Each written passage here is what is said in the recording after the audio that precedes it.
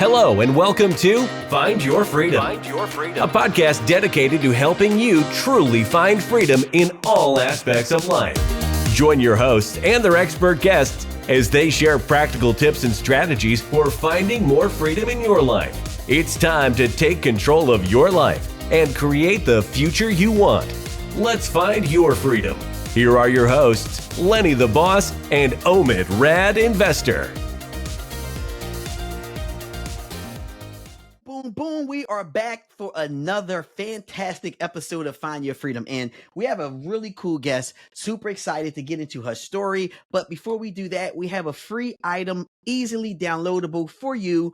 All you have to do is go to www.findyourfreedom.com/freedom kit. Once again, www.findyourfreedom.com/freedom kit. All right, so our next guest, she is a real estate investor specializing in beautiful cabins with unique amenities. She has 3 properties in Broken Bow, Oklahoma, so we're really excited to hear about that. She has a thriving and growing co-hosting business. Really excited to hear about that, right? She also has a great eye for interior design, and she helped to propel success in short-term rentals. She also loved to eat healthy food. I found that out about her. Well, I probably need some help there. All right. So with that being said, Jen, how you doing? How you feeling? Hey, how's it going, guys? I'm so excited to be here.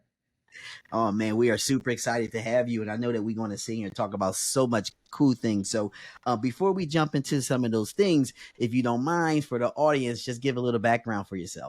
Yeah, sure. So I don't have a crazy story.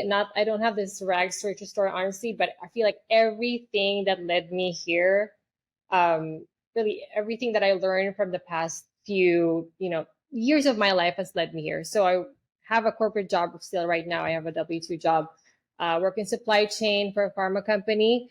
And really, I feel like everybody starts with real estate with like curiosity, right? So I was thinking, just like everybody else, I'm gonna start in long-term rentals. I'm gonna get my 10 properties, cash flow $1,000 a month, and of course, as soon as I found out that's not gonna happen because nobody really cash flows that much anymore in long-term rentals, I was like, that's not gonna be my plan anymore. So I met a friend who was investing in the Smokies, and I really owe it to him. He probably doesn't know this, but he was the one who inspired me. He was doing a Facebook Live, driving his U-Haul to the Smokies with all his furniture, and he was just explaining what he was doing. Oh, hey guys, I'm driving to Oklahoma with all this furniture, and I'm setting up my cabin. And I didn't know anything about any of that at that point. So I was like, well, if he can do that, because he has like 3 little kids, he had a W-2 job, I was like, I can do that too. So I started doing some research, told my husband, hey, we should invest in Broken Bow. I mean, it's like 3 hours away. We could probably just buy a cabin and see how it goes, right? This was 2021. So that was our first foray into real estate investing, really. That was our first cabin, and I don't know if you've seen it before. So it's a small 2-bedroom cabin, and I've always been the one who wanted to add some unique amenity to everything that I wanted to do. So we added a geodome in that property. Nobody has done that before in that area. And it really, really was our first success story, right? So that property has done super well. And it's like our baby, right? It's our first one. And so with that first one, we got into our second one. And I feel like that's like everybody's story, right? So our second one was a big risk, I feel like. So if in Broken Bow, there's this small town called Town. Everybody invests in this area. It's this concentrated area in the city. And when I found an off-market property about 20 minutes away from there on the river, and as soon as I saw the property, I thought, there's potential in this one. And when I asked everybody in our Facebook groups, because we have a very tight-knit Facebook groups, everyone was like, oh, don't invest there. Like why would anybody want to drive 20 minutes away? The river will flood your cabin. There's all this negativity about this property that I saw, but I saw potential in it. I was like, well, as soon as I saw that river flow, like that's it, right? I mean, nobody else has a cabin on the river. So so I told my husband, well, I think we should get it. Maybe not. I mean, I feel like I'm risking something because it's probably not going to show up on Airbnb. I was over analyzing it, right? All the technical stuff that you think about when you're listing a property at Airbnb or VRBO. But at the end of the day, I was like, I couldn't sleep knowing that somebody else was going to take this lot that we found. That's how. Yeah, I mean, I feel like maybe you guys can relate, right? I feel like if Spoken somebody from else a gets this, true real estate investor. I'm gonna regret this, right? Because I can't just witness somebody else like getting this property. So we went another So contract. so could I interrupt you there before we Sure. continue? Because I feel like there's a lot of cool things to kind of discuss. So you started the conversation with talking about curiosity. So there's so many people that have this curiosity. I think people reach out all the time asking me, "Oh wow, like Airbnb, it sounds so cool." But when it comes down to it, I don't want to say they're wasting my time, but they never do anything. So walk us through kind of like you actually deciding to go through it. Like, what advice would you give to somebody who has a curiosity, but they're on the fence on like actually doing something about it? Yeah, I would say do your research, right? Because I think this business is not for everybody. Being an entrepreneur, this is not just being interested in. I'm interested in real estate, right? And I want to try this out. This is a business, and I think people who succeed in this, short-term rental industry are people who treat it as a business. There's marketing involved. There is building your team, building your tech stack. There's just so many things to consider, and I didn't know that when I started, right? I feel like everybody's kind of just learning as you go. But you gotta understand. I feel like if I knew that back then, I probably would like second guess it. But I was so naive that I was like, oh, I probably can do this. I like interior design. So I think it's just doing your research and talking to people, building your network and just seeing, how are you doing that? How do you find properties? Just learning the ropes of those things and then taking action, right? And seeing, okay, I do want to do this. And then you take action. Yeah. Action, action, action, action, action means everything, right? But I want to step this back a little bit because you mentioned that you are a W-2 employee, right? And with response, you're married, right? You have some fantastic kids, so there's a lot of people who can relate, you know. And the big thing really is the time. And how did you find the time to sit there and um invest or look into real estate, with having the job that you have, and having kids and being married? I would say it's not easy. And I think you just got to be prepared that it's not going to be easy. But knowing that it's a short term sacrifice for something, there's a long term payoff. And I enjoy also the grind, right? I enjoy the grind of like going to my properties in Broken Bow, buy shopping for like furniture. I enjoy that. And as long as you know that, because if you don't enjoy those things, then why even invest in short-term rentals, right? It's probably not worth it. So I enjoy, some parts of it, right? The setting up the cabin, doing all this research. But I think just preparing yourself it's going to be hard, like the first few months or the first year. And it's still hard for me because I'm juggling two things. I'm doing this on my lunch break, right? Because I have a meeting at 1 p.m. with people at work. So I think you just have to have that mindset of, this is not forever. There's one day I'm going to be able to find my freedom, right? And do what I want to do um, when I want to do it. So, yeah. All right, so Jen, I think you kind of glaze over your first property because your first property, when you look at it, people need to look it up. It's called the Interstellar Cabin. Look it up. I mean, we'll share the link, but it looks like it comes out of a magazine. And I mean, wasn't it featured in something, or like wasn't it recognized for being like the best pet friendly Airbnb in the whole state of Oklahoma? Yeah, yeah. And I didn't even know that. Yeah. Somebody, just mentioned that to me. Yeah, so it's our first one. Yeah, so it's super crazy. So now, did you build this from the ground up, or like what? So walk us through that, or is this like a turnkey, or how much involvement did you have in like the design? Because I mean, it's flawless. Like yeah, on my best day, I couldn't even make my property look like your property. Because when I think cabins, a lot of times people think cabins, they think like very traditional, like Smokies type of cabin, Yeah, yeah. with the bears and the, it's like kind of not ugly, but it's just like I guess Basic. people, yeah. But what you have is like modern, like you see it in like a magazine and HDTV. So walk us through that whole process from beginning to end on how you got it to look like that. Yeah, so this was actually it was an MLS. So it was not off market, nothing like that. Nothing exciting like that. So um we just found it through a realtor and then went there. It was under construction, so it was like halfway done. So we went under contract. So there really wasn't anything custom that we could do with it besides like I don't know, choosing like fixtures, right? Because it was already halfway done. The floors were there, the stain was already picked out.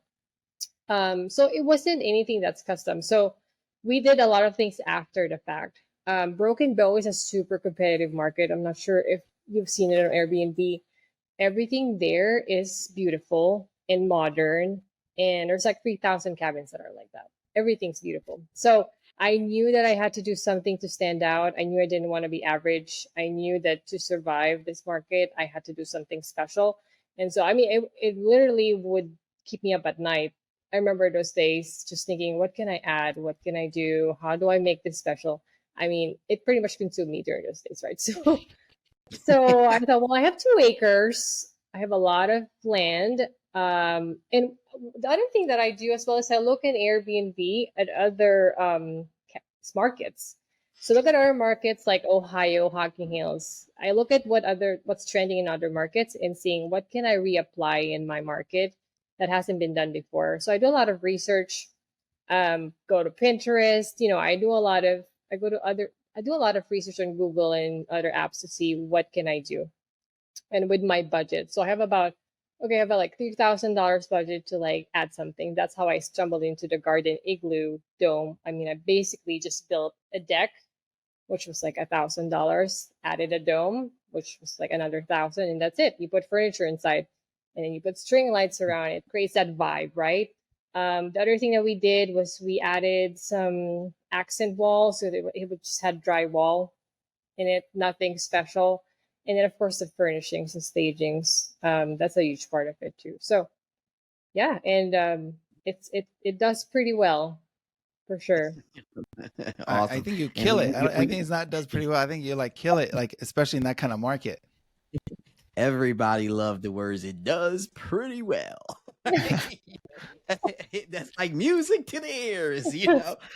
So that's pretty cool, and it's really smart, what you do and how you went about it. But you say, hey, you know what? Let me poke around, and look at other places and see what kind of success they're having, and seeing how I can, take theirs, re-engineer it back to and apply it to mine, because it's a proven model, right? If someone already like this, then 9 out of 10 they're going to like it here as well. Yeah. So that's super smart. One of the things I keep hearing you saying is we, right? We.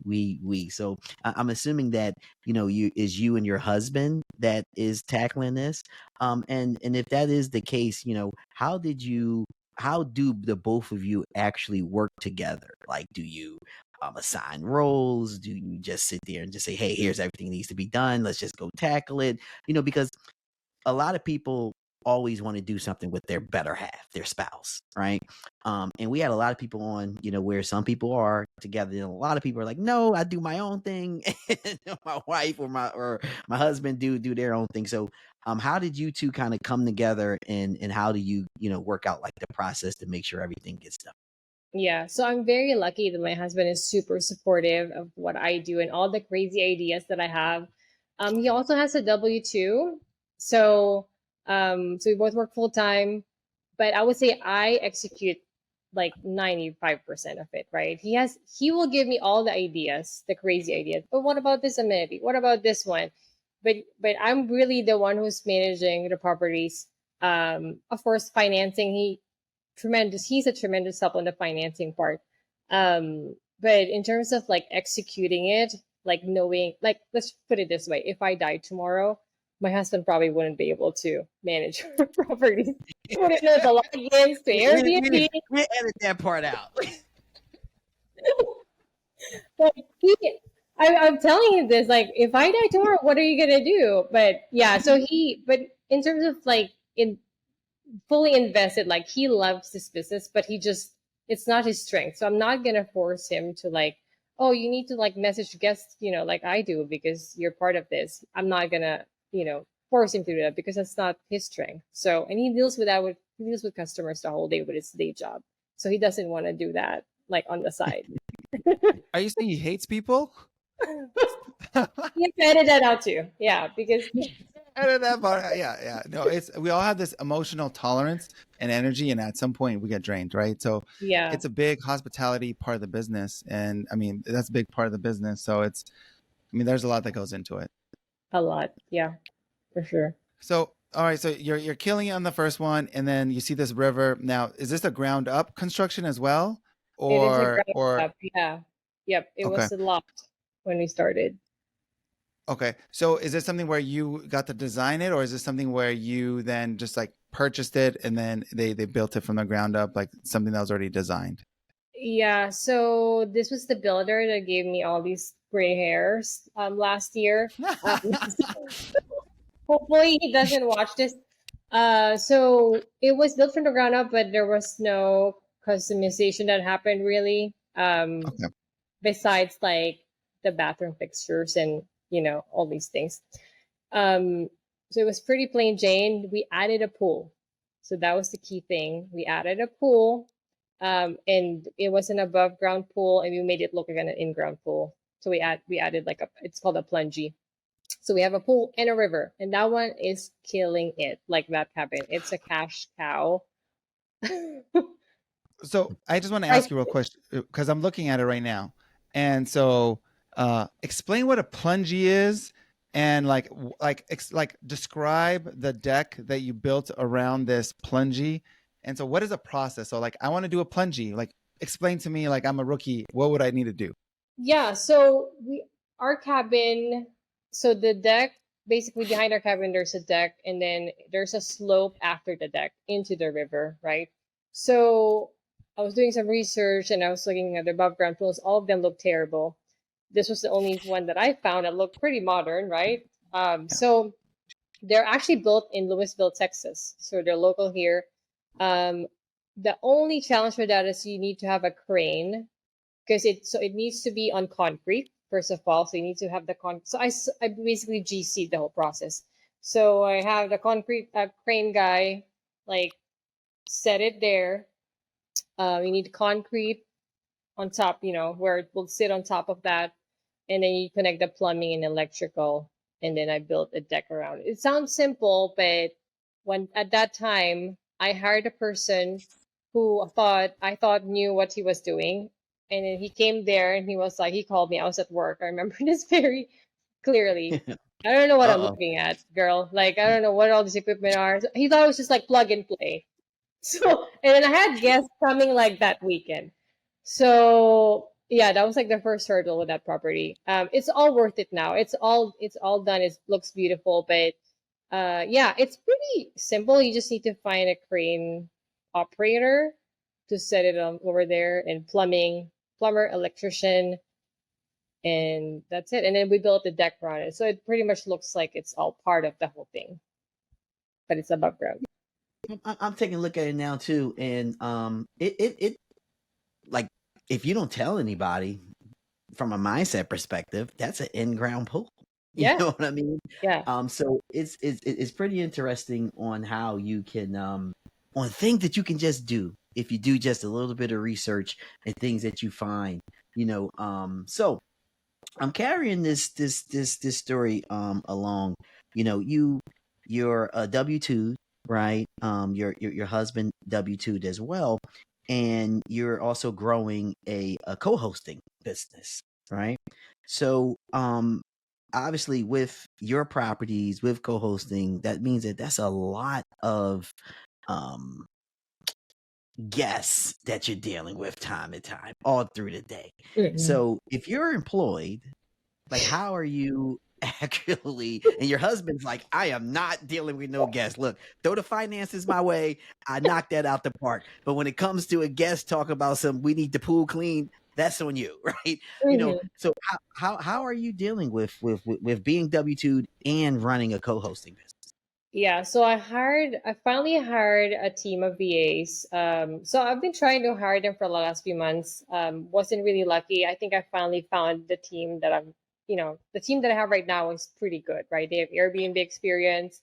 So yeah, I think you have to build out your team if you really wanted to scale. Because with my at 5 properties, that's when I thought, okay, I really need help because I can't do, my dinner time's getting impacted at home. Like I'm at dinner, like looking at my phone, seeing if somebody's complaining about a hot tub issue or something like that. So that's when I started getting serious about getting the right people to support me. So I have 2 VAs right now in the Philippines. Shout out Filipinos. So Filipino. I so I have 2 of them. I have a great team of cleaners. And I would say this to everybody who's trying to get into this business. It's really a relationship um, business, right? You build your relationships with those people who are supporting you because they're not going to go above and beyond if, I mean, there's so many things that happen during the day at night where I have to have my cleaner go there, and she's gonna do it because she likes me, right? We've built a relationship. We have this personal relationship outside of cleaning, handyman stuff. It's a true relationship. So, and I didn't learn this in the beginning. It's something that I just learned, you know, as I moved along because I wasn't in sales before. I never had that experience in corporate America. So I think it's really having the right people in place and building that relationship with them to make sure that they feel valued. They know your vision too. I share my vision with my team. I want to grow and scale. So I need you guys to be on top of things because I can't spend my time, watching over you guys every day in and day out. So I like I mean, there's so many things to talk about, on this topic, but I like how you talk about sharing your vision, because I think if everybody's on the same page, they know what they're working towards, what everybody working towards. I think people are just more aligned in general. And the whole topic around like scaling, because some people they get into the short-term rental space, they do their one, then they're like, hey, maybe this is not for me. And then there's other people who are a little crazier, they're willing to be at dinner and answer some messages and get interrupted. But at some point, maybe that does get old, and then you want to kind of leverage and scale through just having like additional staff to kind of help out. So when should somebody look into that? So let's say they're loving this like short-term rental space. Do you think when you did it is the appropriate time, or when you should do it, and what should be like the beginning process when you're looking to hire somebody? Because it sounds like you went through a couple people, and how did you determine like this was the right fit? Yeah. So it's funny. I was talking to another investor friend, I think a month ago, and that's when I knew that I needed the right people because she told me that I hired people even before I could afford them. Um, so, and I was thinking, yeah, that is so true because you really need to think about where you're trying to go and how to get there and how many people you're needing. Because even though I know it's kind of eating into my profits, right, as a co-host, I need those people in order to prospect, find more owners, do marketing, all that other stuff, and build my brand because I can't do all of that when I'm on my phone all the time, like messaging guests about check-in, check-out, all those like mundane details that I can just get off the ground. And so, yeah, I just went to online jobs at PH, and I think just that's where everybody finds their VAs at this point, right? And went through like hundreds of applicants and trained them. So I built SOPs also before this. I think it's very important as you're starting to realize that, I mean, most of these things are repeatable anyway, right? Mhm, You're mhm. Once you get that idea that, okay, I want to scale this business, you build SOPs around your day-to-day tasks. finding out what systems you need in order to support your VAs, and yeah, go from there. Cool. Now, a lot of people sometimes they go out and they get some VAs, right? And sometimes they get frustrated because, they bring the VA in, the VA is not doing what they want them to do. They're not solving problems, and they thought that they can solve problems. And the individual don't have like, standard operating procedures, right? So how many VAs did you go through before you said, "Hey, this team is pretty good"? I went through 4, I think, but that may also be partly my fault. So I didn't go to online jobs at PH at first. I was going through Facebook groups, and then a lot of people reaching out to me. So the first ones I hired did not have Airbnb experience. The first 2 that I hired did not have Airbnb experience. The third one did, but she just wasn't that great. So yeah, I went through a couple of them, but the thing is, like, you have to hire fast, and then I won't say fire fast, but like let go fast, right? Like, correct. If something's not Fire working, slow, fire fast. yeah, if something's not working, you just move on, right? Don't try to make it work out if it's not working out. So yeah. All right, so you talked about SOPs. I think SOPs are super important. Like as I've tried to grow and scale my business, things are housed everywhere. I have like a Monday, I have a Slack, I have a Google Doc, I have a Google Drive, and it's like scattered. And so if I were to do it all over again, it would be a lot more organized. Walk us through maybe, some recommendations as somebody's trying to build SOPs and like what are some best practices? And I wouldn't say I have the best practice either, because I also have a lot of different things all over the place. I pretty much the same. I have I use WhatsApp for my cleaner, so I have different group chats for each cabin, just to keep things organized. Yeah, I have SOPs for basically every scenario. I have FAQs, so frequently asked questions that guests will ask them, so I don't have to get asked about it all the time by my VAs. But yeah, I mean, I feel like it's gonna evolve anyway. So I'm not trying to make things perfect right now, because I know when I get to 10 or 20, it's gonna be different. I'm gonna need different systems anyway. So I don't try to be too hard on myself and say everything has to be super streamlined right now, where I don't have to touch things, because I still like to message my guests once in a while. It keeps me sharp, and I don't want to offload all of them, I feel like, at this point. And maybe that will change in a year or two, but I still like to do some of the work myself, if that makes sense. Oh no, that makes a whole lot of sense, just to put it in perspective. But I'm happy that you shared, some of the challenges that you went through, right, with VAs, because sometimes everybody tend to talk to individuals after all the challenges were already you already went through them. So you're like, hey, I got these VAs, I got my co-hosting business, I'm still W2'd, I eat dinner with my family, I don't pay attention to my phone, and no one knows that you was in Facebook groups, right? Looking to scout people reaching out to you. You went through 4 VAs beforehand. They just think that you had like this magic wand and you just, wah, here you go. I have everyone here. And that's super cool. But, I want to talk about something that Omi mentioned a little earlier about vision. How important is it to have vision? Super important. And I think that vision changes, at least for me, that vision changes, it evolves, right? So my short-term vision right now is to do this full time, right? That's like my focus right now is that. That's what I'm trying to get to in the next 12 months. After that, there's probably going to be a different vision that I have for my family, which is being able to travel the world and have this business that's growing, where I can support, that everything that I wanted to do. So I feel like it's evolving, and it's important to have something like that in the forefront of your mind and sharing that with people, because when I shared that with my VA, I think they actually asked me that, like, what is your, and that's when I knew I had a good people behind me, like, what is your vision for this company?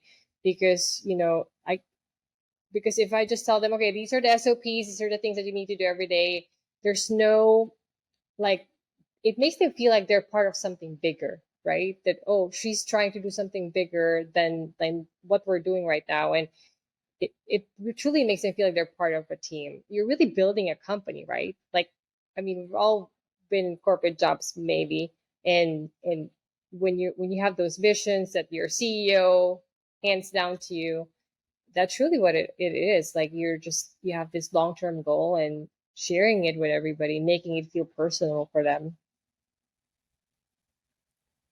So, speaking of co-hosting, so I think when I look at your listings, I would say they're luxury listings where you don't really spare, like you make it look to, I guess, consistent with your brand. So you may spend more money than somebody else or another operator who's, I don't want to call it, they're cheap. Let's say they're cheap. They want to cut corners or they don't want to spend the money. So how do you determine who you're going to work with? Because let's say you have this interior design eye and you can make a property optimized, but what if there's somebody not willing to spend the money? So how do you even determine who's in your box around like who you'll co-host for, and have you Yeah. ever had that conversation around you need to spend this and they don't want to spend this, and how do you navigate that? Yeah, so I had an exact same experience with the ones that I'm onboarding right now. It's a nice property, but there's nothing special about it. Um, but at the same time, there's things that we can do. So I usually work with them on like a budget. How much are you willing to spend? If it's like $500, 1,000, and then we just work around it. But I'm really focusing more on more like newer properties, because I know I don't want to spread myself too thin. I'm not trying to get to 100 properties all over the place. I'm trying to build a brand where it's luxury cabins that are unique. So, and I think it's important to have that in your mind all the time, because it's always, it's a shiny object syndrome, right? Well, what if I take this one on? I mean, it's going to make me money, right? So, but at the same time, I think it's just knowing what you want to do and sticking to that is really important. Yep, sorry about that. Sometimes my mute button happens to get stuck. But yeah, sticking with that, dealing with bringing on customers, new customers with the co-hosting, you know, it was something that someone mentioned. I'm gonna try to my best to remember this acronym, right? And help me out here. I think it was called HMOs. You ever heard of that? HMOs, high No, just maintenance operators, right? oh, that's funny. Yeah. That's So, funny. have you have any experience with I guess dealing with some high maintenance operators, and maybe you had to fire them or something, or maybe can you share maybe some tips on how you work with some of those individuals? Uh, yeah, I actually have. I haven't fired anybody. Haven't fired anybody yet. No, I think I try to think of it from their perspective too, right? Because they want to make money. They want to know, they don't trust me fully yet, right? Because they just heard about me from somebody. And so, maybe it's just that they want to be more involved in the beginning. And then once I earned their trust, then they could kind of be more hands off. I think that's how it started with my second client. Is they had a lot of questions, and there's like four of them. So, and somehow I got added to their text group. And so they're like talking about stuff that I shouldn't be part of, that I'm part of because I'm part of this text group. But yeah, I think it's just, you have to put yourself in their perspective. At the end of the day, they're trying to make money. You have to make money, so they make money, and it's a partnership. But I I'm lucky that I haven't had any really bad, you know, experiences with owners who are, just not good people. Because that's something that I also try to vet when I'm, working with them, trying to build, get them to sign a contract. I said, is this somebody that I want to work with long term? Because it is a partnership. That's what I tell clients. It's a partnership. It's between, I don't report to you, you don't report to me. We're partnered in this together so that we're making money together at the end of the day. All right. So, White Lotus. I see. Is that your newest one or? Yeah, that's our newest one. Okay. Can you talk about that one? Like, I mean, again, it's a beautiful listing. There's a pool. So did you do the same kind of process with the pool, or was it? Walk us through everything. Yeah, no. So this was a property that was already built.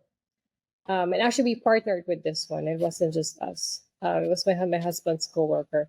So we found a property. Nobody was buying it for some reason. It was very average looking, very vanilla, nothing special about it.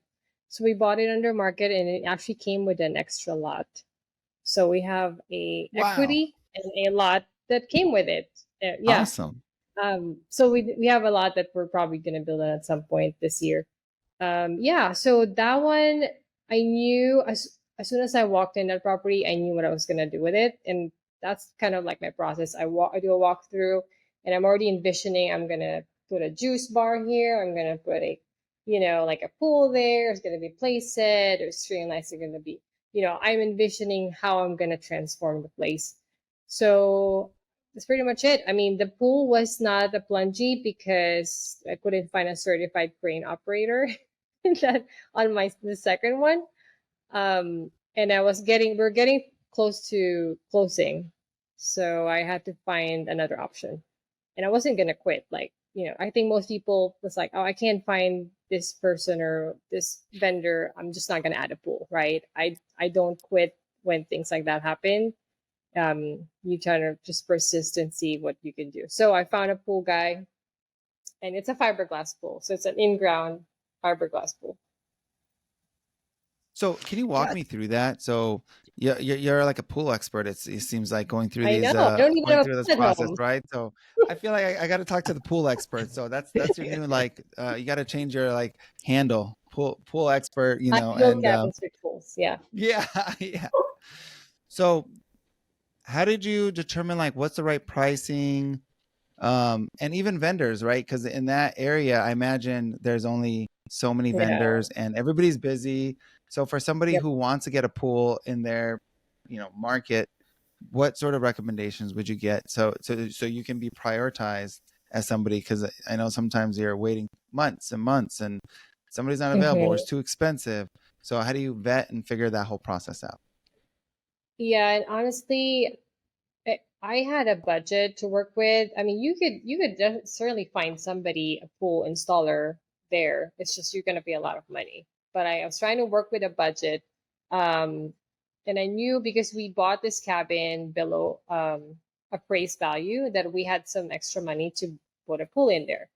It's all part of the plan, right? So again, Facebook groups, like there's just so many things you can find in the local Facebook groups. That's how I find my pool guy. And I just talked to him, got references. He's actually not local, so he is from Louisiana, but he's Wow. moving to Broken Bow. So yeah, and then he builds houses and gas stations. So I knew he could build a pool because if he can build gas stations, then he probably can build a pool. Yeah. So and that's pretty much it. You just have to find until you find, keep finding people until you get the right one. Persistence. That's right.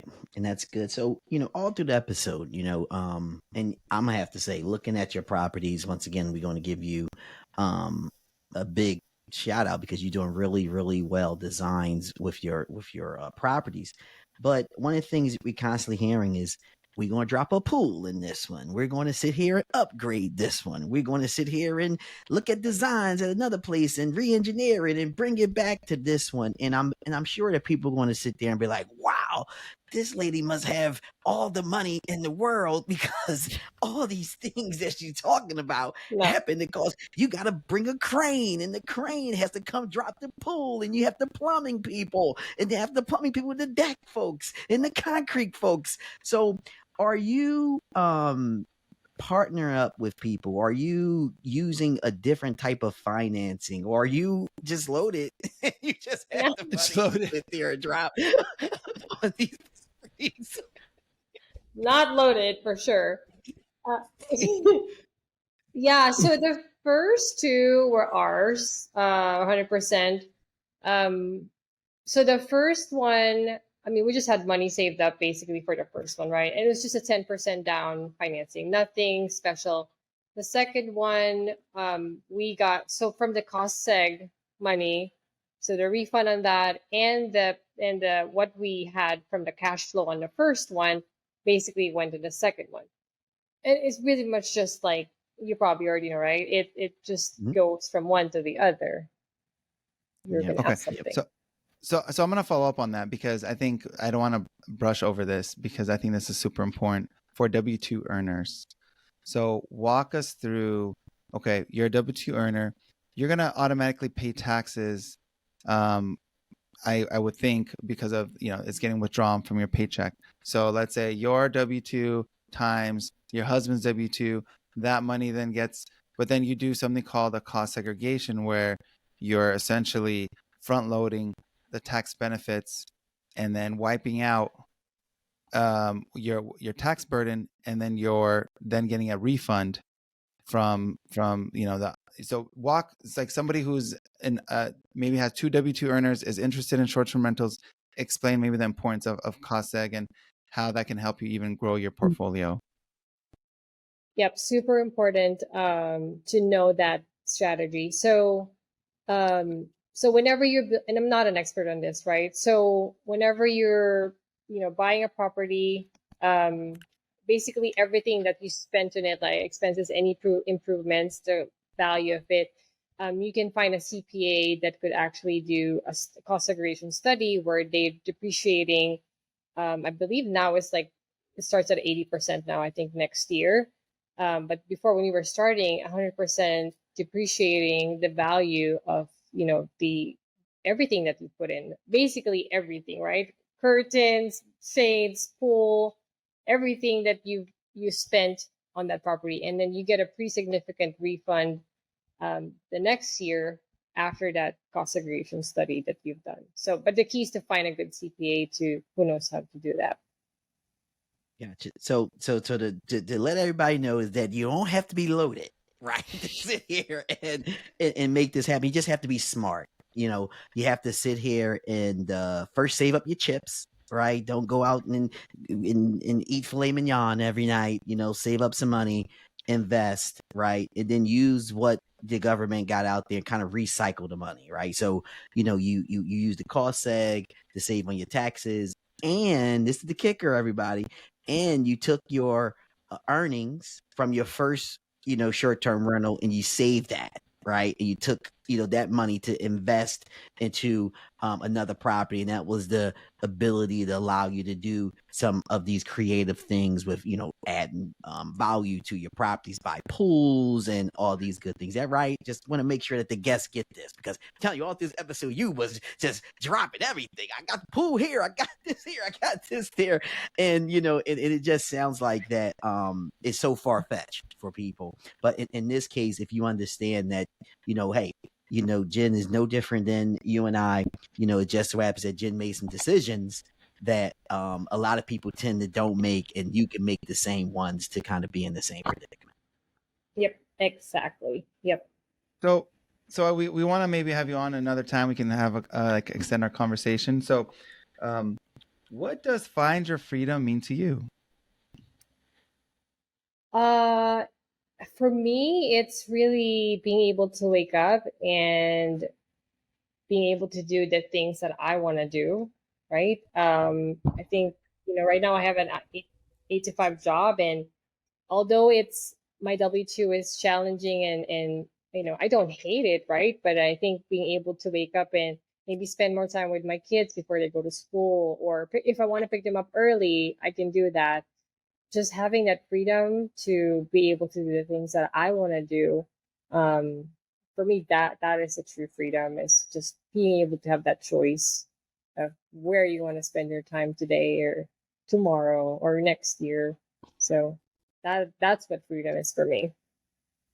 I love that. That choice, of what you want to do, and you don't have to question or ask, anyone, that you want to do it. That's great. There's going to be a lot of people who's going to really want to contact you and really hear a little more, of your story and how you run things. So, with that being said, how can people reach out to you? Yeah, so my Instagram handle is Jenny, JENNYVIXX.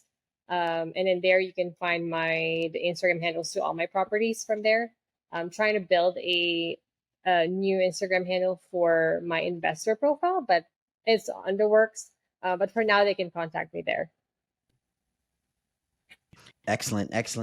All right, cool. So we're coming to the end of the show. And at the end of this show, what we like to do is we like to do this big boom session. All right. Now, objective here is really to bust out some speakers. All right. So what we're going to do is in a uniform manner, I'm going to count to 3. 1, 2, 3. And all 3 of us will say boom as loud as we can. All right. So if I can get some head nods or some thumbs ups or something like that, just let me know when everybody's ready.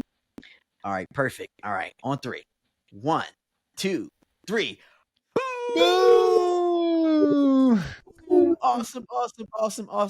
Check this out here. Here at Find Your Freedom, we don't have guests, we have friends. And Jen is just one of our friends. And, her story is really amazing because what she's telling you to do is exactly what you can do. Anyone can do it. It's not hard. It's not that challenging. It just takes a decision. It takes a vision, just like she said, and it takes just some discipline and going through, understand that this is a networking business. So go out and meet people. With that being said, we need you to listen to this episode.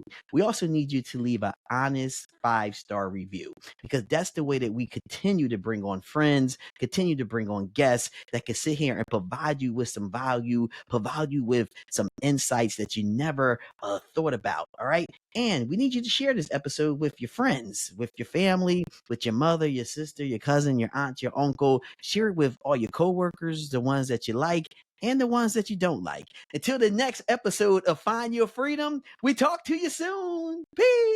Peace. Bye. Thanks for listening to Find Your Freedom.